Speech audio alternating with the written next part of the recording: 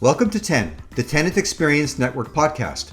I'm your host, David Abrams, and in each episode we bring you conversations with leading CRE industry professionals and experts who all have something to say about tenant experience and the future of the workplace. In today's episode, Michael Rudin, Co-Chief Executive Officer at Rudin, joined me for a wide-ranging conversation that bridges the past, present, and future of commercial real estate. We explored the legacy of a multi-generational business and how Michael is helping shape its next chapter, one that's deeply rooted in technology, innovation, and community impact. Michael shared his vision for blending physical and digital experiences in buildings, the importance of connecting all stakeholders in the office ecosystem, and how Rudin is creating flexible, human-centered spaces that can transform with the click of a button. We also talked about the power of doing good and how tenant experience can go beyond the workplace to create positive change in the community. If you're curious about how one of New York's most established real estate companies is leaning into the future of work, this episode is for you. Let's get into it. And now I'd like to welcome Michael to the show. I am really glad you could be with us today, and I'm looking forward to our conversation. Thank you, David. Thank you for having me. Very excited to be here. My pleasure. So I love to start with a question around your journey to your current position role. Now, I know this is a family business, and you've probably been thinking real estate since the early days, since maybe even before you walked. But we really like to give the full context of how you got into the business. And in particular, given that it's been a family business, what does that journey look like? Sure. Well, it has been a unique one, but it definitely started as a child, coming to visit my father, grandfather, and other family members here at the office. And my first official job at the company was the summer that I was 11 years old. I worked down at a building of ours here in Manhattan, down in the financial district that we had just converted. It was the mid-90s, and we had just taken a building that was fully vacant, not a position we wanted to be in, but a position we found ourselves in. Our tenant had gone bankrupt and vacated the building basically overnight. And we had, through my father and our chief operating officer at the time, through their leadership and creativity, had created basically what is widely considered as one of the first fully wired office buildings in North America, getting ready for this new thing called the internet. Right. And so we also, one of the things we did in that building was we created a multi-purpose, multi-function space. It was called the Digital Sandbox. And it was an event and meeting space, and space that tenants or non-tenants could rent out for various purposes and functions. And one of the things that companies ended up doing there was like host seminars and classes. And so that summer, I basically spent my days, setting up and breaking down conference rooms and computers and moving things around for the various events that were being hosted there. So like I said, I was 11 that summer, so didn't really, officially get a formal job offer after that. But following that, I spent post 9/11. I was a junior in high school, and just coincidentally, my grandfather passed away a few days later. And as a way to deal with everything that was going on and cope and grieve, I took a semester off from high school and came here to really work for and shadow my dad and get a true understanding of what our business is and was at the time. And that was a very eye-opening experience and very unique time to be learning about the business, sort of in the post 9/11 recovery mode and figuring out specifically what could be done in Lower Manhattan, and then larger scale in Manhattan, in New York, and obviously the whole country as a whole. So that was a very incredible experience, and I would say that experience really cemented my desire to come into the family business at some point. From there on, it was sort of through obviously college and internships and grad school that I refined or honed my skills. Right. But I subsequently went to the University of Colorado, and I majored in urban design and planning, and wanted to have an understanding of how cities worked from an urban planning perspective. I spent a little time, kind of like a minor, in real estate, to hone those skills.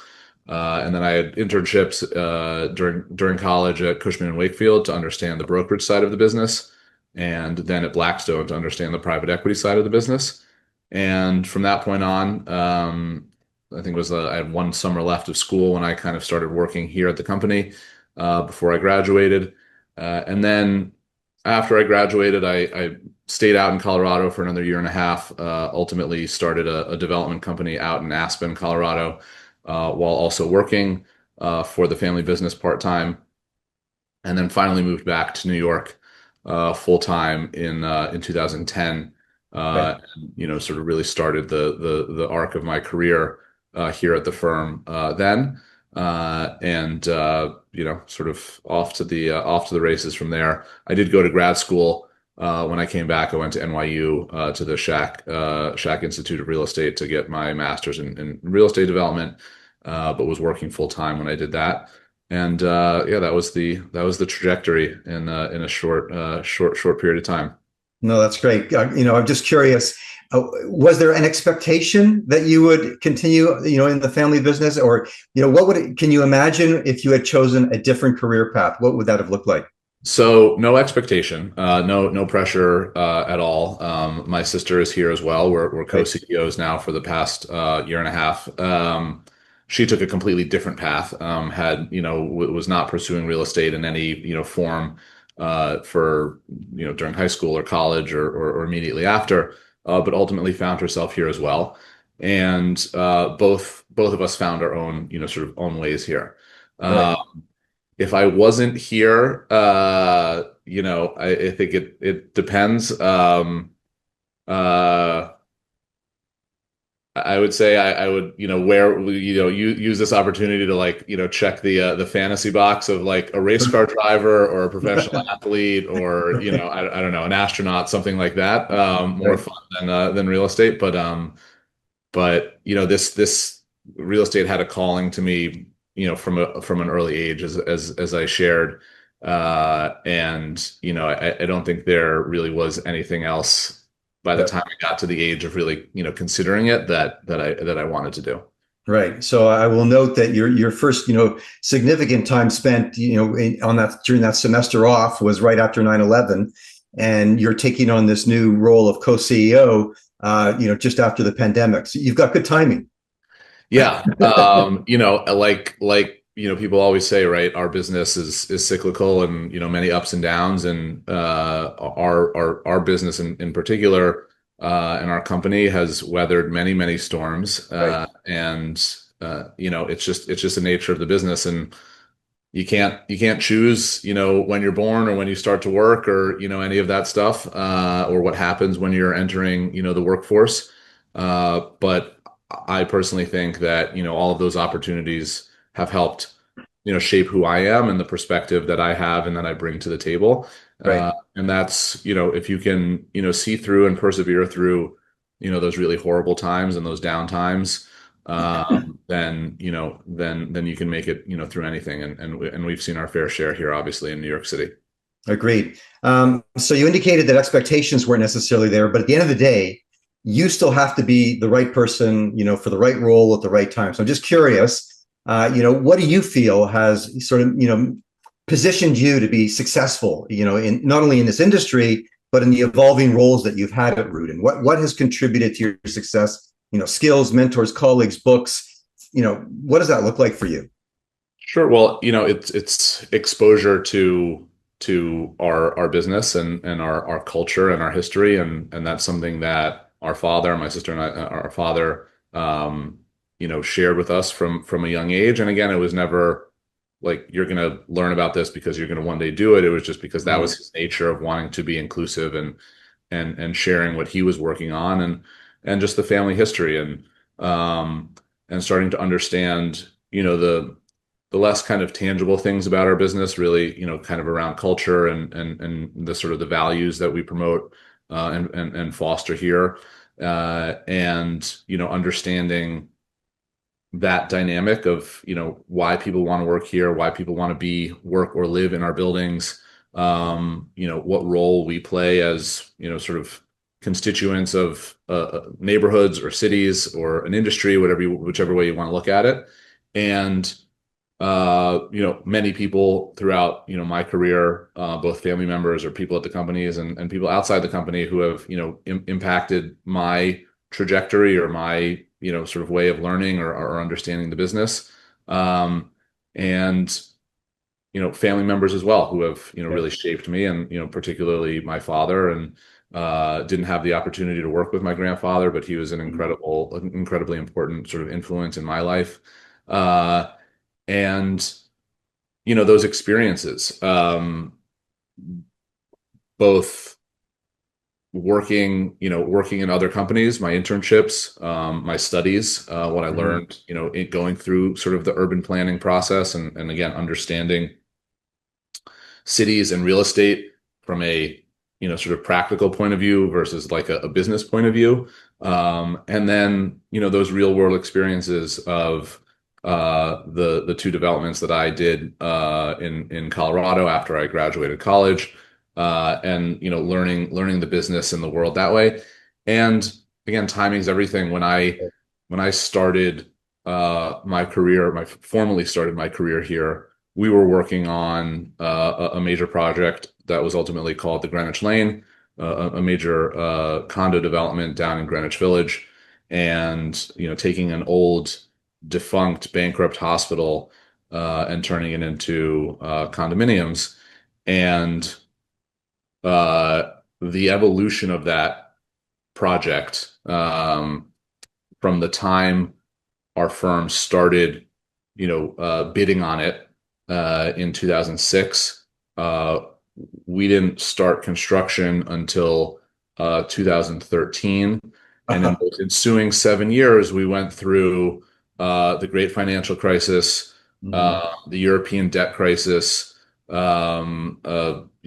Superstorm Sandy happened here. We went through 200 public meetings with the community. We went through a landmarks review process. We went through a rezoning. We had to find equity partners. We had to find lenders.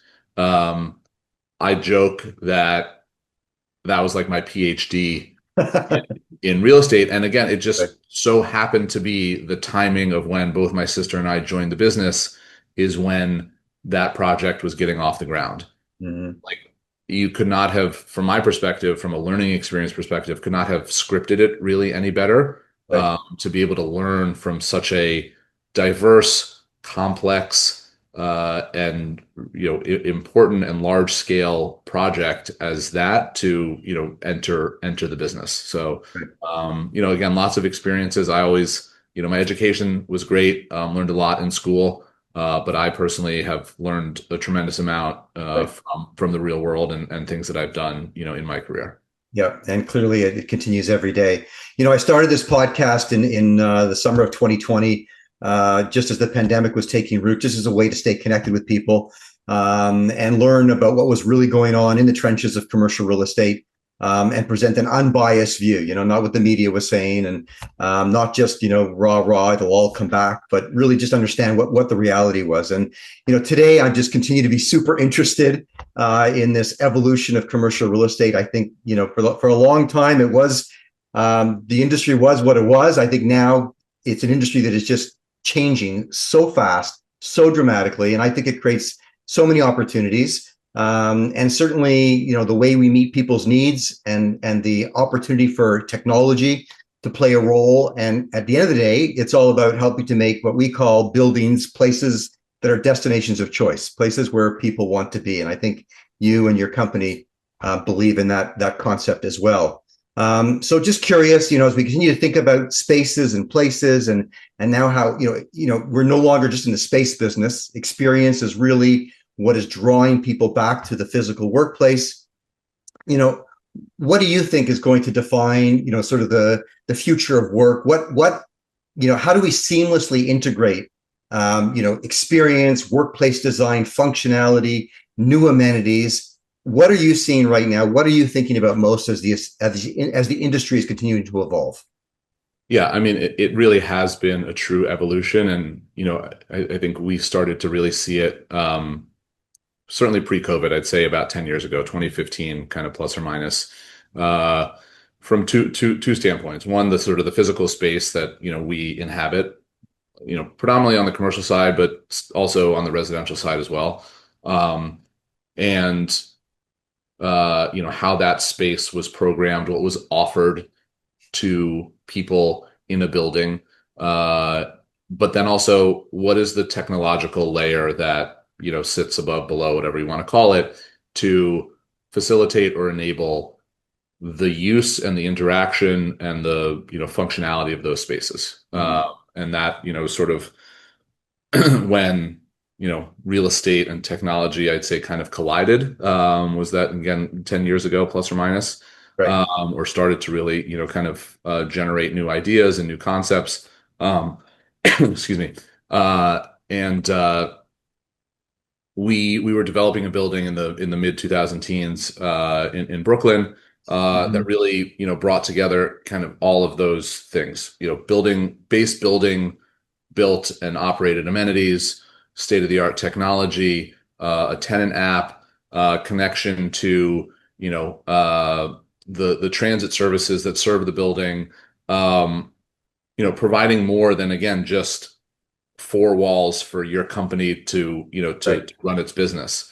And you kind of alluded to it. Our business very much used to be, we as the landlords sign a lease with the upper echelons of a company.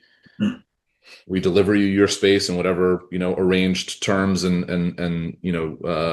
condition that the lease calls for, and then you as the company go and, build out your space or occupy the space, again, whatever it may be. Your employees come in and you deal with the things that they want and need, and help them have a better experience at work. That wasn't our role, responsibility, interest, whatever you want to call it. And something shifted, Yep. about 10 years ago. That all started to change. I think the flex office solutions that started to really proliferate at that time, or in the early 2000 teens, had a lot to do with it, because their Mhm. whole premise was, you have your little office, but then you get to use all of these shared amenities. And companies, big and small, all started to see the Yep. power of what that could And be part afford. of a community, right? Correct. Um, it's actually really kind of, again, timing is everything. Literally 4 hours ago, and we can come back to sort of our tenant engagement, tenant experience journey. But 4 hours ago, we literally just hosted our first building wide here, where our offices are at 345 Park. We launched our tenant experience platform last year. And we've done a lot of community oriented events here in the building for tenants of all the companies that are here. But today we hosted our first like giving back event and experience, for not just, we've done a lot of those for our own employees, but Right. this is the first time that we, the landlord, were hosting one for the entire building and for anybody to RSVP for and to come to. And we were making sandwiches for two local, soup kitchens to hand out to Right. their patrons. Love Um, it. and it was great. It was amazing. And one of the tenants from the building, not an employee, was so excited to, and he used that exact same term, as like, this is an amazing thing to do as part of this community. And, Right. usually employees from different companies don't have that opportunity to engage or interact with each other. Right. We certainly, as the landlord, historically haven't had that opportunity. And so, it's been a huge part of what we've started to look at and focus on in our buildings as a model to deliver to people. And it can be really, really simple things. Yep. That make a huge impact. And it's that combination of physical, what is the space? What are the physical amenities that you're offering, whether it's, just soft seating, whether it's food and beverage, health and wellness, conference and events. Those are kind of I'd say, the big three buckets. And then how are you facilitating getting the tenants in the building, the employees, the individual person, to engage with those. And so again, it's that mix of physical and digital coming together. You've just touched on so many points that I'd love to pick up on, but I'll just do a couple. And certainly, through that articulation, it's very clear that I think you'll agree that the business has become more complicated. To your point, you're not just providing that space and you're hands off. It's a far more hands on offering. And so you mentioned the building in Brooklyn, which I believe I was at in 2017 at the first CRETech event that was in your building, and I think you had just celebrated your ribbon cutting ceremony. That is correct. Yep. So I was there. I remember it. There was a small gathering in 2017. It was early. It was 2019, Was it and 2019? it was 2019. It was October of 2019, and yeah, Michael Beckerman, came to me like a year before, maybe 6 months before, and had this concept of CRETech, and Right. was looking for a place to do it, and we thought it would be a great space. Dock Yeah. 72 would be a great space for it, and it was, kind of trial by fire in terms of opening that building and then hosting an event where I forget the number, but I think like 5,000 people came through that event over 2 or 3 days. And we were still moving our early tenants in, and like it was a lot, but I think from my perspective, I think Michael and I have talked about it many times over the years. I think Yeah. it, did really well. Obviously, COVID happened, 5 months later, Yeah. and so it kind of changed the live event, sort of industry for a number of years, and obviously many things for a number of years. But that was a very exciting way to open that building. It was. I remember it well. I think I was referring to 2017, which was the first very, very small event that I went to with CRETech. And I do remember now that your event at Dock 72 was just before the pandemic. So it was a great opportunity to see the building, to spend more time in Brooklyn, and obviously to gather with other like-minded people. So, I guess going forward, commercial real estate's really having to become this one-stop, seamless, and personalized experience. It's got to do so much, right, for so many different people. And certainly technology, I think, is going to play a role. And the technology, we need to empower connectedness. We need to empower, both individual and collective productivity. Ultimately, we need to make it just easier for people, where they work, easier to get in, get out, do the things they need to do. We obviously believe, since we're very focused on the customer experience piece, and it sounds like you guys are pretty entrenched on that side of the business as well, understand that we can improve that experience literally if we look at it one interaction at a time. Like what you did today with this giving back event, that's one moment in time that will likely have a significant impact, but it's building on opportunities like that. So what do you think today technology either could be doing to deliver a better experience? So what's working, what's not working, and what do you think is missing completely from the equation so far? I think, listen, obviously everything happens now on our phones, right? That's where we probably spend 90% of our sort of like functioning time. Um, and so, figuring out how to enable our mobile devices to facilitate those types of things, as you were, just laying out, has been a focus of ours for a long time. Our belief, after looking at a lot of different solutions and platforms and offerings and many different things, was that if you don't solve access control as the sort of the first layer, there's too many competing things going on in somebody's life for them to want to use their phone to engage with their building. Mm-hmm. If you can't solve access first. Okay. If you can solve access, which everybody, as you said, everybody has to get in and get out. Right. That process, particularly as visitors, can be a little painful. But taking out your card or your wallet, wherever you keep your access card, swiping it. We thought that there was a better way, right? If you can board a plane with a phone, Right. why can't you can get on a subway with a phone? Yep. Why can't you get into a building with a phone? And so last year we embarked on a pilot with a few different companies, sort of working together to enable mobile access from the phone. That worked very well. We've rolled that out to our broader portfolio. And now, like I mentioned earlier this year, launched a dedicated Rudin tenant experience app. And again, to now take the physical things that we've been doing, which we were promoting in a much more kind of manual, analog kind of way. We were sending emails, but like we had posters in the lobbies and stuff like that. To now transitioning, and I don't want to say fully going to a 100% digital experience, because Right. there are always going to be visitors in the building who don't have our app, or there are always going to be people in the building, tenants in the building who don't want another app, but just still want to experience and enjoy and engage with everything that we're doing. So you still have to kind of like appease to The outliers. the broader, the The broader whole community. masses.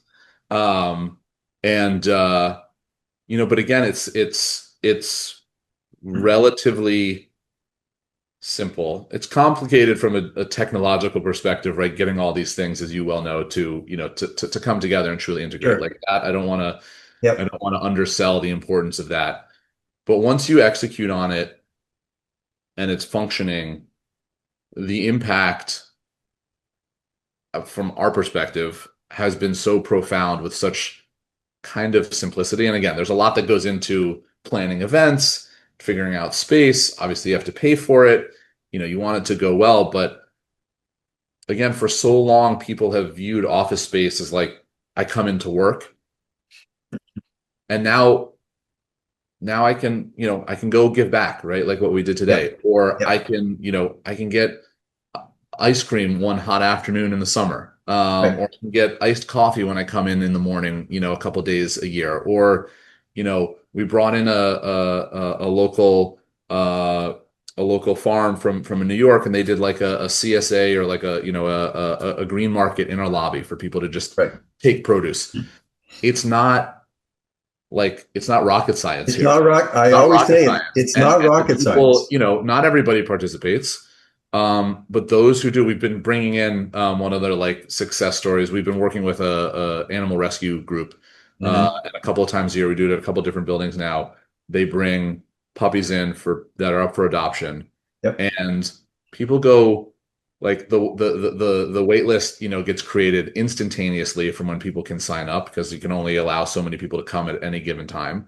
Um, and people just love it. And like we've had really amazing stories where a tenant in a building, who had just gone through a pretty traumatic life event, adopted this dog, and like found happiness and joy in being able to bring that dog into her life, and would never have like been afforded that experience if we hadn't done it in our building, and she hadn't been a tenant, and she hadn't gotten the notification, all these things that like you look at one off, and Yep.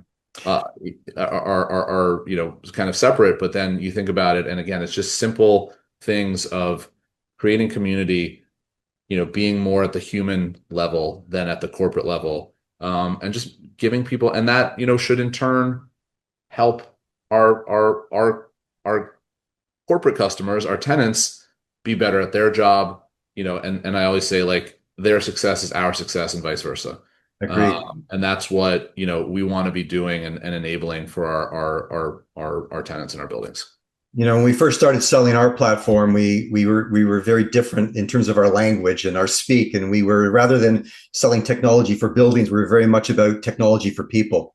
And I think you've just again, really hit that on the head, that it is really about the people in your buildings, and you're just creating, more unique opportunities for them to feel a part of, not just to your earlier comment about four walls, a silo, and you come in, you come out, but feel much, part of a much bigger community. And we believe that buildings are very much a part of neighborhoods and cities.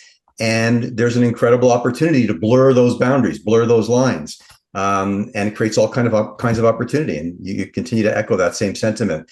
I'm just curious if, I think we both in agreement that commercial real estate is going through this unbelievable time of change and evolution.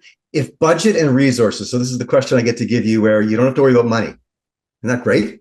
I'm like giving you a pot Wave, of wave, gold, wave, wave a magic wand. a pot of gold. And without giving away any secrets or anything proprietary, but is there anything that you'd love to think about or do or undertake that could position your business for success in the future? That maybe again with the unlimited resources, time and money, that you think would be really impactful to the industry, to your business specifically? I mean, if money is no if money is no object, and Yep. the constraints of reality are opened up a little bit, I think it's again, it's this, merging of technology and physical space. And it's would be like creating spaces that can very seamlessly, easily just change or morph to, accommodate whatever the need of the day is or the event of the day is. Right. Because at the end of the day, we only have so much space that we can, operate with, or that we can allocate to amenities, or sort of multi-purpose, multifunction. Um, but the kind of like the programming is almost endless in terms of what you can do within spaces. And at the end of the day, we can't dedicate all of it to amenities. We need to have tenants pay rent. So I would say like create a space that can very easily change with a couple keystrokes of Right. again, this is the decor. It's a breakfast meeting, or it's a fitness class, so that you can still prioritize the sort of the rent, sort of generating space, but have a really amazing kind of all-purpose space at the same time. Flip a couple of switches and the spaces just reorganizes itself like a retractable roof on an outdoor Exactly. sports dome. Exactly. Very cool. Okay, I'm making a note. That's something we'll talk about on a future call. We'll Okay. keep it under wraps until we figured it out. Yeah. Don't tell anybody. Let's take a short commercial break and we will be right back. Okay. This episode of 10 is proudly brought to you by Hilo.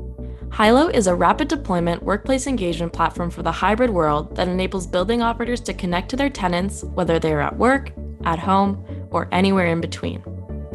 We are in the midst of a seismic shift in the evolution of the workplace. Now more than ever, it's clear that the most important asset of a building is the people. Commercial real estate leaders recognize that tenants and employees want new kinds of spaces, services, and amenities to support having the flexibility to work from anywhere. Workplace engagement solutions that connect hybrid working people to buildings no matter where they are have become a major differentiator as buildings compete to retain current tenants and attract new ones. Hilo empowers building operators to meet this challenge. To learn more about Hilo and schedule a demo, visit hiloapp.com. And I'd like to welcome back to the show Michael Rudin, Co-Chief Executive Officer at Rudin, one of the largest privately owned real estate companies in New York City. Again, I'm thrilled that you could be with us today. Thanks, David. All right.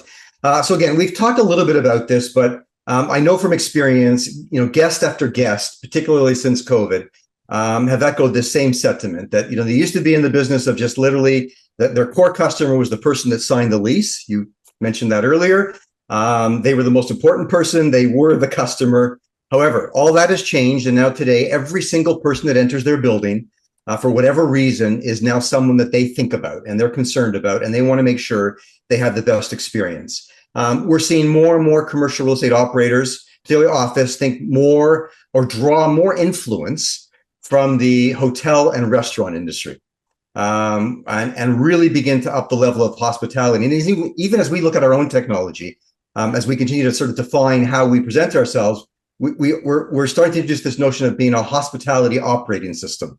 That's what our tech enables. I also, one other thought I just want to get your thoughts on as well, but I don't necessarily think this is exclusive to Class A properties. And I think that as Class A, the supply of Class A continues to go down, I think, good quality B, not necessarily yet for C, but good quality B, I think there's a huge opportunity there. And I think that technology can be an equalizer, because maybe every building doesn't have all the amenity space built in, but perhaps those amenities are available within the neighborhood, within the community. And we can, still have that offering, just not necessarily under the same roof. So as I like to think, that we need to, again, pull from hotel, restaurant, and that, maybe the new currency of office is this notion of hospitality. Maybe that's the business we're now in.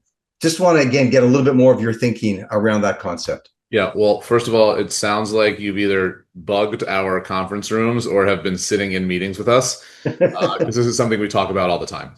And then first of all, the hospitality thing, 100% right. Like that's a big focus of ours, both from the connection and what we know about the individuals coming into our buildings, to the things that we offer them. Right. Again, we've talked about, we're not just connecting to the head of real estate or the CFO or the facilities manager, whatever. We're starting to make and build these connections with the individuals as well, which again is a very hospitality kind of oriented thing. That's right. So, that is a big part of what many in our space and industry are doing. In terms of like where you can apply it, I sort of alluded to this before, right? Like each building does not warrant or necessarily have the ability to have physical amenities. Right.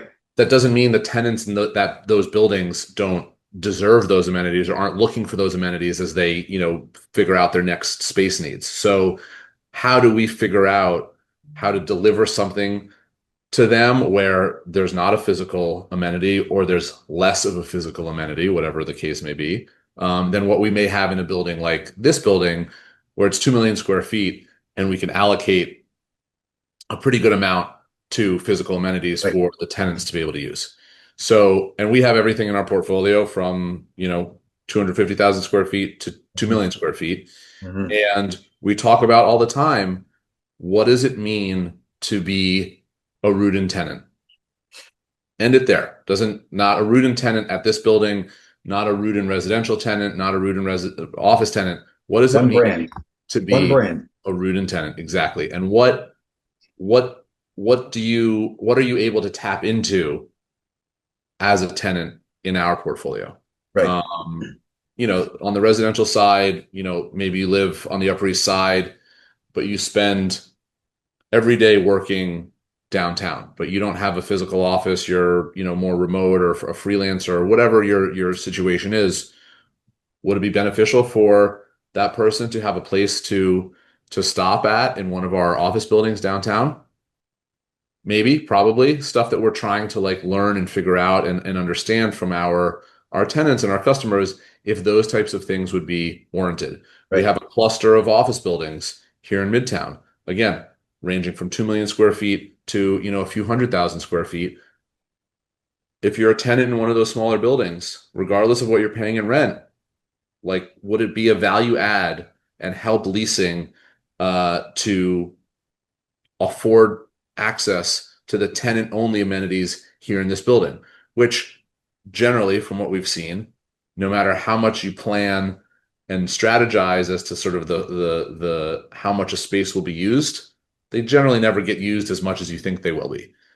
So why not defer some cost and create a better experience for somebody at a building that doesn't have the ability to host those spaces internally? And so again, it's like, I think it's become a theme in this conversation. Yes. Right? That mix of what does the physical space allow for, and what is the digital or technological like facilitator that allows somebody from a building a few blocks away to come, to understand what's in the space, what its availability is, what its cost might be, and then book it, engage with it, come visit it, whatever, the use case is, but so that it's as seamless as an experience as possible. Yeah.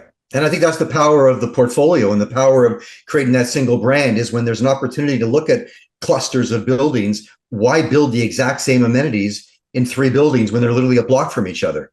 So we're seeing that as well. We've got a portfolio of buildings in downtown Montreal, 3 buildings all in proximity, and there are shared facilities amongst the 3, all accessible through a single platform. So it makes a ton of sense. Just a final question before our closing speed round. We all bring such different backgrounds and perspectives and areas of expertise to this whole, world of office and the future of work. And just before, we wrap up, I'm just curious, what else are you thinking about that I have not asked you about, but you think is worth noting? That's really, something that we all should be talking about as we, in terms of making sure that buildings still play a critical role in this much larger workplace ecosystem. And, we've got ESG, we've got IoT, we've got, concerns around ROI and opportunities for M&A. What else are you thinking about that I haven't touched on? I mean, you just alluded to it. I mean, first of all, I think firm believer, office space isn't going anywhere, right? Like probably biased given what I do and the business that I run. But a true believer in the need for people to have a space to come to work at. And I think, COVID threw a whole, sort of wrench in what people thought about that. But now that we're, multiple years sort of out from that, I think it's pretty clear, and what we see here in New York City and what we hear elsewhere is that, generally speaking, most people believe that as well. Right. And so, continuing to meet the demands of our customers, what those demands are, they're quite varied. But again, it's the physical, it's the digital, and I think you just touched on it a little bit. For us, sort of building operations and efficient building operations and sustainable building operations are a key component of what we do, and something that we think is really important, but also really resonates with a lot of corporate companies, is becoming more and more important to, again, the individual, Right. and figuring out what is out there, again, from an offering perspective, from a functionality perspective. What can we bring to the table for our corporate customers and their employees for them to sort of contribute to the sort of sustainability goals or initiatives that a building may be trying for, or a company might be trying for? I still think there's, we as a building owner, there's a lot of products and services and companies out there for us to more effectively and efficiently operate our building. Right. I haven't quite seen it get to the next, I'd say, 2 levels down, one being the corporate user, and Right. then the individual user. So I think that's sort of like an area for, still much needed improvement or innovation, because it really does, every kind of stakeholder in that circle, is important in making an effort.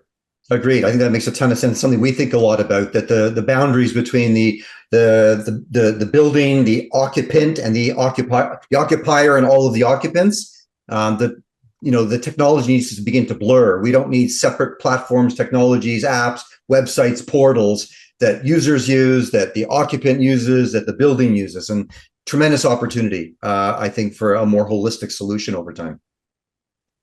Our closing speed round, Michael. Looking back, what is one piece of advice that you wish someone had given you when you first started your career? I think be patient. We're not in a fast moving business. And things take time. Really good things take time. It's a marathon, not a sprint, right? Yeah. Yeah. Is there a favorite book or podcast that has positively impacted your approach to work or life?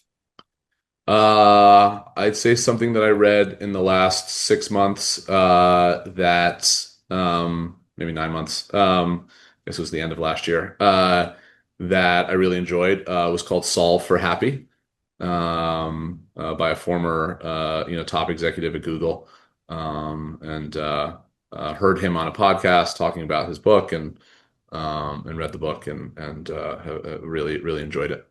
Very cool. I'll share one with you. Are you familiar with Will Guidara? Yes. Okay. You've read it. Have you read his book, or?